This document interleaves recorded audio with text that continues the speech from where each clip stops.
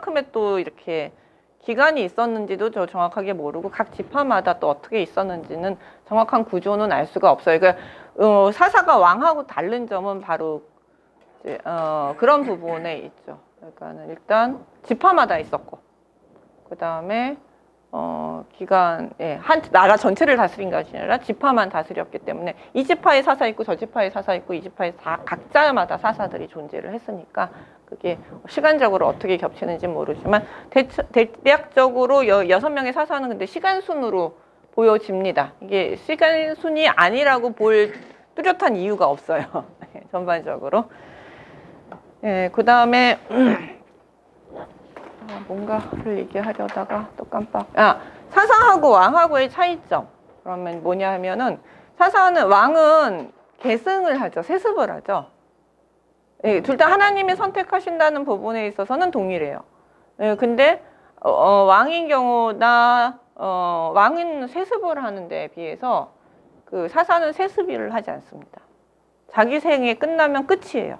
그래서 세습을 하지 않는 것이 이제 사사의 특징, 1차적인 특징이고, 이제 요게 이제 후대로 지나가면서 그 세습하려는 그 모습이 나타나면서 이제 왕정으로 가려는 모습과 이제 비슷해지는 그런 모습들을 보여주는데, 기본적으로 사사는 세습이 아니에요. 그리고 기본적으로 사사는 군사적 지도자적 역할을 많이 했어요. 구원자. 그러니까 즉 군사적 지도자 역할을 많이 하고 있다라는 것인데, 요게 나중에 이제 사울이 그래서 그 왕으로 뽑혔을 때는 정치적이라든지 행정적 지도자 역할보다는 사실은 군사적 지도자 역할이 더 강했어요. 이스라엘을 적으로부터 구할 군사적 지도자로서의 역할이 강화됐고, 다윗도 그 역할을 계승하고 이제 행정적 지도자로 왕의 모습이 개편된 건 솔로몬 때예요. 네. 그러니까 초창기는 전부 군사적으로 이제 이스라엘을 지켜줄 그런 나라인데, 여기는 템퍼럴이잖아요. 그때그때 일어나잖아요. 그게 불안한 거죠, 이스라엘 백성들이. 그러니까 나중에 가면은 왕을 달라. 우리도 늘 항상, 예.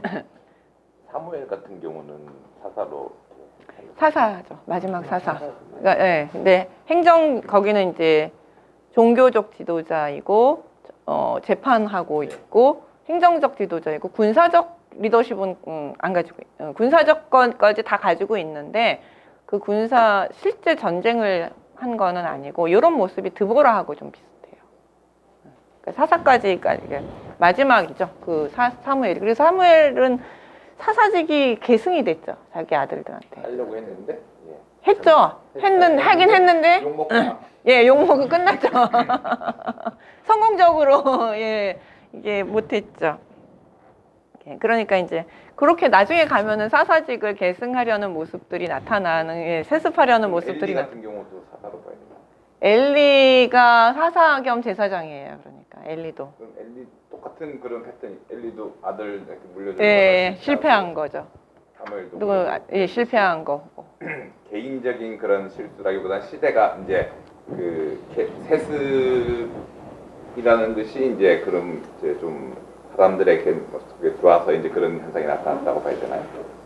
근데 엘리는 약간 좀 다른 게, 엘리는도 정치적 지도자, 종교적 사사 역할을 많이 했는데, 그는 그래도 레위인이거든요. 네. 레위인이라서 제사장적 역할이 훨씬 더 강했고요.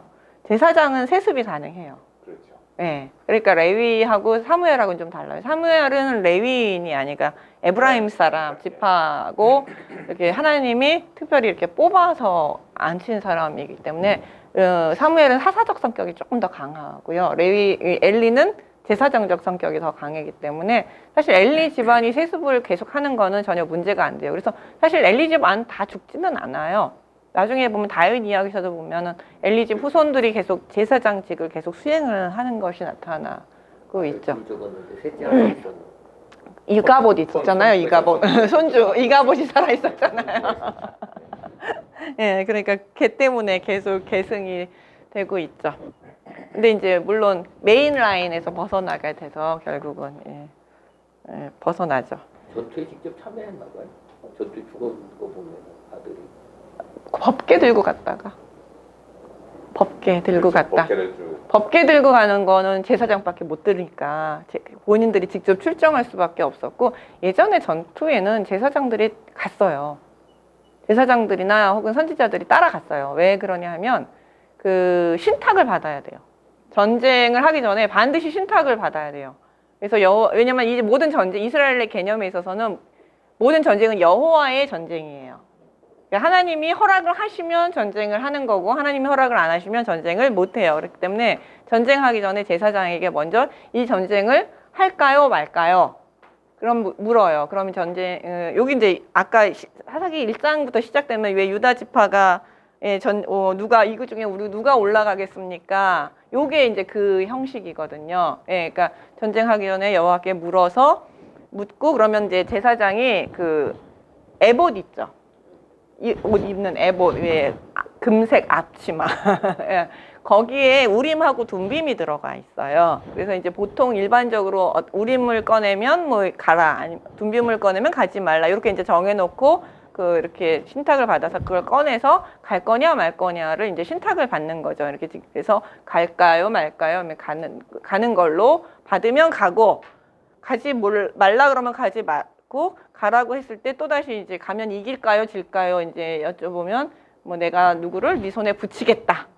예, 네, 그럼 이제 승리의 확신을 주시고, 아니면 내가 네 앞에 나가겠다 너는, 이러면서 승리의 확신을 주시거든요. 그럼 이제 그거를 가지고 보통 전쟁에 나가요. 그렇기 때문에 항상 전쟁할 때는 제사장이 따라다녀야 돼요. 그래서 그 사울이 그 블레셋과 전쟁을 하기 위해서 제사장한테 이제 묻고 싶은데 노베 제사장들 싹 죽이면서 예, 죽이고 선지자가 없고 하니까 아무데도 물을 데가 없잖아요. 제사장들을 통해서 하나님께서 더 이상 그 사울에게 신탁을 안 주시거든요. 그러니까, 그리고 선지자도 안 보내주세요, 하나님이. 그러니까 이제 전쟁 나가야 되는데 신탁은 받아야 되는데 이제 그 아무 역사가 없으니까 할 수 없이 그 신접한 여인을 찾아가가지고 거기서 이제 신탁을 받으려고 한 거죠.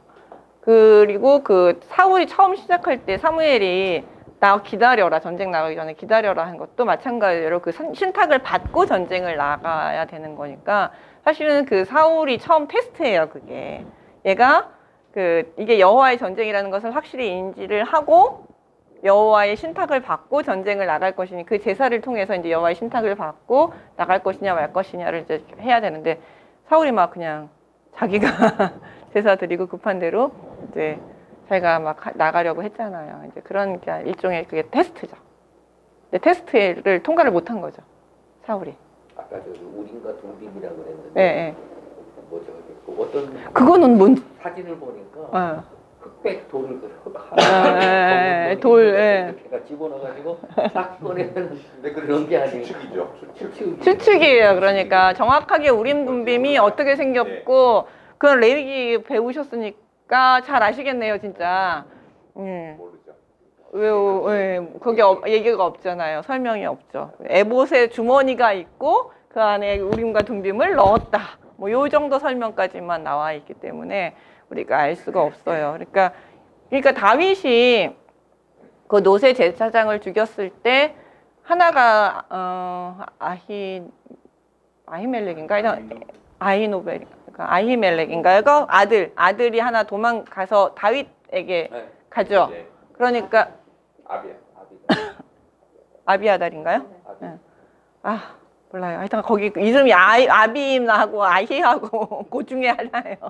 근데 그래서 이제 다윗에게 그게 되게, 그러니까 다윗에게는 오히려 이제 신탁을 받을 수 있는 그 사람이 생긴 거예요. 그래서 그 다음부터 다윗은 전쟁 나갈 때 꼭 물어보고 가요. 선지자든지 아니면은 제사장이든지 전쟁을 나갈까요? 블레셋과에 싸울까요? 말까요? 뭐 아멜렉과 싸울까요? 말까요? 이제 그게 물어보죠. 그러니까 물어보고 전쟁을 나가요. 다윗이 에봇을 가져오라고 해가지고 자기가 직접 하나님께 물은 경우. 다윗이 직접 물은 경우가 있나요? 일단 검색이 최고다. 벌써 우리 지금 사사기 해야 되는데 사무엘로 넘어가면 안 돼요. 그렇죠. 이따가. 예, 어쨌든 이제 그런 식으로 해서 지금 이제 전쟁, 그러니까 기본 우리 그 세팅 머릿속에 그 이스라엘 여호와 전쟁이라는 것이 무엇이고, 그다음에 이제 이스라엘에서 전쟁 개념이 무엇인지를 세팅을 해놔야 사실은 사사기는 계속 전쟁 이야기잖아요. 그런 개념을 좀 잡을 수 있고요. 그다음에 이제 또 하나 여호수아하고 사사기에 보면 여호수아에서 전쟁이 다 끝났다라고 얘기를 했거든요. 그렇죠. 평안했다고 해놓고서 왜 사사기는 또 전쟁이냐 계속 했을 때 전쟁 성격이 조금 달라요. 여호수아는 가나안 땅을 정복하는 정복 전쟁이 주 이야기죠. 그래서 저 여호수아에서는 전쟁이 어느 정도 다 끝났어요. 근데 완벽하게 끝나진 않았어요. 그래서 여호수아가 나머지는 그냥 다 나눠주면서 지파들에게 각자 알아서 이제 나머지는 이제 대세로는 이제 우리가 다 차지를 했으니까 중요한 성읍이나 대세적으로는 우리가 다 차지했으니까 죽기 전에 다 나눠주면서 나머지 니네들이 각자 알아서 이제 그 정복하라라는 미션을 주고 이제 이 여호수아는 죽습니다. 그러니까 나머지는 이제 잔당소탕, 그러니까 나머지 땅들 자기에게 준 잔당들을 소탕하는 것과 그다음에 이제 두 번째 사사기에서 잔당소탕하는 전쟁 이야기는 사실 드보라의 이야기 말고는 없어요. 적들을 가만히 들여다보시면 주변국이에요. 그러니까 그러니까는 내가 땅을 차지하는 것도 중요하지만 그다음에 뭐가 중요하냐면 그 수성, 지키는 것, 그 땅을 지켜나가는 것이 되게 중요한데 사사기 이야기는 주로 땅을 지켜나가는 이야기가 메인이에요. 그러니까는 땅을 주신 이도 하나님이시지만 땅을 지키는 것도 하나님께서 함께하지 않으시면 늘 그 시험을 통해서 계속 주변국으로부터 계속 공격받고 계속 하나님께서 다시 지켜주시고 하는 그런 과정들이 계속 반복이 되고 있어요. 그래서 수성도 그러니까 이렇게 그러니까 공격도 중요하지만 우리가 신앙적으로 이 수성해 나가는 것도 상당히 하나님과의 관계가 없이는 어렵다라는 것이 어떻게 보면 그 사사기 안에서의 가장 중심적인 이야기라고 할 수 있어요. 그래서 계속 전쟁 이야기를 하고 있어요. 근데 이제 앞부분에 있어서는 그 여호수아가 이야기했던 그 땅을 다 차지하라라는 부분에 대해서 어떻게 됐는지에 대한 그 설명들이 쭉 나와요. 그래서 이제 여호수아가 죽고 나서 다시 이제 그 나머지 땅을 차지하기 위해서 전쟁을 이제 시작을 합니다. 그래서 전쟁 이야기라. 그래서 이제 시작이 되는 거죠. 그러니까는 여호수아와 연결돼서 그래서 유다는 성공을 해요. 맨 처음엔 누가 먼저 올라갈까요? 라고 전쟁을 물어봤고 여호와께서 이제 유다가 먼저 올라가라고 하고 누가 누구 손에 붙여주겠다. 요거는 여호와께서 승리를 보장해 주시는 거예요. 누구를 누구 손에 넘겨주겠다. 네, 이렇게 주겠다는 거예요. 내가 누구를 누순. 그렇게 하면 이제 승리 보장이거든요. 그 얘기가 계속 나와요. 요거 없으면은 사실은 승리가 보장이 되지 않아요. 지는 경우도 있어요. 예, 그러니까 올라가라고 그랬을 때 기록에 보면 예, 베냐민과의 전투에서 누가 올라가니까 올라갔는데 지고 예, 또 가서 올라가니까 갔는데 또 지고. 예, 거기는 승리가 없어요. 승리 보장이 없어요. 근데 하나님이 올라가라는데 왜 지게 하셨어요? 심판 받아야 돼서요. 가서 좀 얻어 맞아야 돼서. 예. 예. 그게 그 한 대씩 얻어 맞을 때마다 이스라엘의 태도가 좀 달라져요. 그러니까 질문 방식도 달라지고 여호와께 묻는 방식이 달라지고요. 태도도 달라요.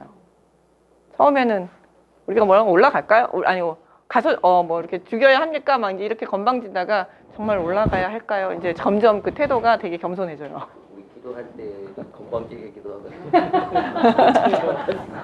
맞을 수가 있어요. 네. 그래서 그런 거를 찾으려면 되게 미세하게 읽어야, 그러니까 좀 통 크게 읽으면 그런 미세한 부분을 찾을 수가 없는데 미세하게 읽다 보면은 그 유다 지파 전체 이스라엘 백성들의 태도가 어떻게 막 금식하고 이제 회개하고 막 하면서 막 이제 우리가 막 여호와 앞에서 잘못했습니다 막 이러면서 울면서 막 이제 우리 다 죽게 생겼습니다 여호와요 막 이러니까 그때서야 오늘은 내일도 올라가라. 내가 베냐민을 내 손에 넘겨주겠다. 딱 이렇게 약속을 하시죠. 예. 그러니까 기도 좀 왜냐면 지금 이게 쌍방과실이에요. 그러니까 물론 베냐민도 잘못했지만 유다 이스라엘 백성 전체가 잘한 게 없어요. 하나님 보시기에는. 그러니까 이제 양쪽에 대한 심판의 이야기로 해서 이제 마지막 전쟁은 사실은 그렇게 좀 끔찍한, 그러니까 승리 확신을 안 주시고 좀 처벌적 조항이 많습니다. 그러니까 정쟁에는 이렇게 자꾸 딴 얘기로 넘어가면 안 되는데 이스라엘 전쟁에는 그 두 가지 종류가 있어요. 이게 이제 신명기에서 보시면 그 먼 성읍의 전쟁과 그 가나안 전쟁하고를 두 개를 분리를 시켜요. 그래서 일반 전쟁은 뭐냐 하면은 먼 나라 전쟁은 그 정복 전쟁이 아니라 그냥 이렇게 탈취물 일반 전쟁이에요. 그러니까 가서 뭐 노획물을 얻고 뭐 노예를 데리고 오고 하면서 이제 자신의 세력을 넓히거나 아니면은 그 물자가 이게 사실 이스라엘 이 시대는 그냥 전쟁이 일상화된 시대라고 보시면 돼요. 자원이 우리도 옛날에 고대도 그 전쟁은 늘 항상 일상의 일인 것처럼 자원이 풍족하지 않은 시절에는 약탈로 그 모자른 거를 다 가져올 수밖에 없었거든요. 그러니까는 그 농사 한창 지을 때 농사 짓고요. 농사 짓자마자 딱 무장하고 이제 전쟁하러 가는 거니까 왕들이 전쟁하러 간다. 다윗이 이렇게 했었잖아요. 연례적으로 전쟁할 때에 이게 이제 일상인 거예요. 연례적으로 왕들이 모여서 전쟁해서 이제 상대방이 이제 수수해 놓은 거 그냥 가져오는. 예, 그래야지 우리 쪽이 사니까 이제 이런 상황 이런 것이 일상이 되어 있는 상황이기 때문에 그런 전쟁이 하나가 있어요. 그러니까 그런 것에 대해서 하나님이 이제 그 당시의 삶에 대한 방식을 그냥 인정해 주셨기 때문에 그런 것이 할 때는 이제 군인은 죽여도 이제 남자들은 다 죽여도 여자나 아이나 물질에 대해서는 그냥 너네가 다 가져도 좋다. 이제 이렇게 설명을 하셨고 이걸 그대로 현대에서 적용시키면 안 됩니다. 이거는 이제 그 당시의 시대의 삶의 방식을 그냥 인정해 주신 거라고 보면 되고요. 근데 가나안 전쟁은 요것과 다른 것이 그 진멸하라고 했어요. 하나도 살리지 말고 생명이 숨이 붙어 있는 건 모두 다 죽이라고 명령을 하시는데 그 이유는 요거는 그 정복 심판 전쟁이라서 그래요. 헤렘, 그러니까 진멸 전쟁이라고 얘기하는데 진멸 전쟁은 그 심판 전쟁이에요. 하나님께서 그 민족에 대해서는